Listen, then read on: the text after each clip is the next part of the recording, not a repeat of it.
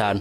Uti byagenze bite? Aya mashusho dukesha umunyamakuru wacu uri muri Kenya aragaragaza bombi bafatanye. Abakozi baho abo bombi bari bumvise urusaku n'imiborogo y'abantu babiri babuze uko basohoka, dore ko ngo barimo bikubitagura ku rugi. Niko kwinjira mu cyumba baterura bombi uko bakabaye, ngabo mu muhanda bashungerewe n'abantu batari bake.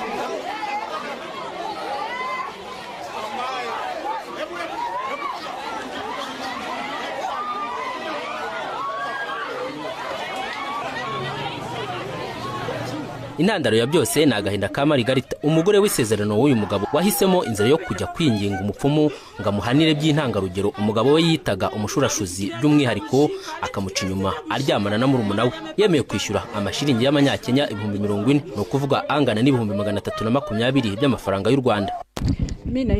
Njyewe nitwa Margaret, dutuye Kisi. Hashize igihe kinini anzengereza cyane. Mu cyumweru gishize twagura